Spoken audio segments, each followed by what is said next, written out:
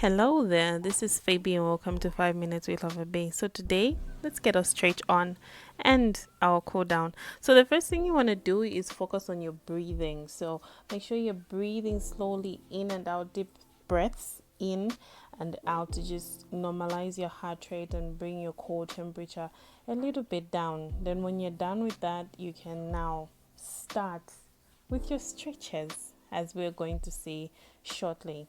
So I'm basically squatting down just to make sure that I get those hamstrings and a bit of my groin area. I go down a little bit lower to make sure that I really get inside of my muscles and get that really good nice stretch. So if you're stretching out, make sure it is not, it's a bit painful. It's like that sweet pain, but not too painful where you can injure yourself.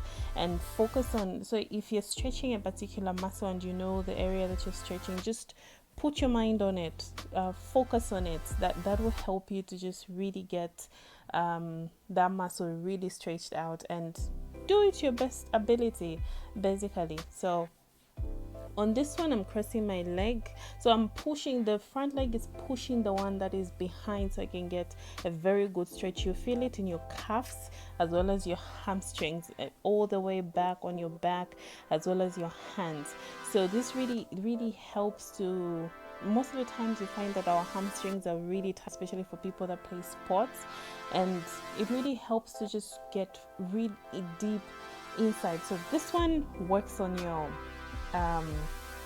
you feel this one in your hip area, and for most of us we neglect that area because we don't stretch it as much, but it becomes really tight, and when it's really tight it does affect our entire thigh or the muscles of the thigh, and sometimes it actually goes to your back, so you get to experience back pain. So it's important to do this stretch. So you're basically putting your leg in front, then you sit on it. After that, you just stretch out. So it's important to always stretch your back. I always focus on stretching my back, especially my lower back. Yeah. So this is how I start my child's pose and stretch out my hands just to make sure I can get a really good stretch. So do this for about 5 seconds, not 5 seconds, sorry. You can do this for more than 5 seconds. You can do it for 20 seconds. That's the cat and cow. Stretches out your back and your tummy. It's really good to just elongate your spine. And we now go to our shoulder. Of course, we have to stretch out our shoulder, and it's very important. We really neglect our shoulder, and yet we carry a lot of things using our hands, and we've got bad posture because of that. So I was talking about tight hamstrings, so I always stretch out my hamstrings. I don't even know how many times I do that.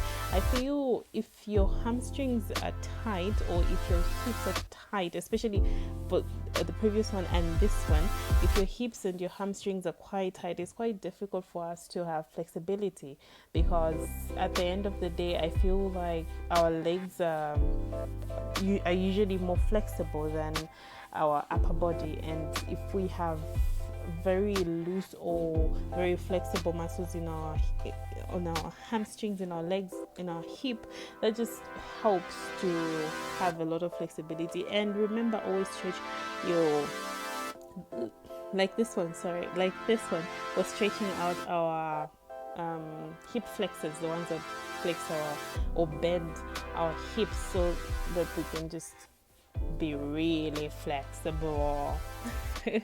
Okay, so here we're just stretching out the front part, so the quads, the tummy, the chest, all of that is being stretched out. So thank you very much for watching. This has been 5 minutes.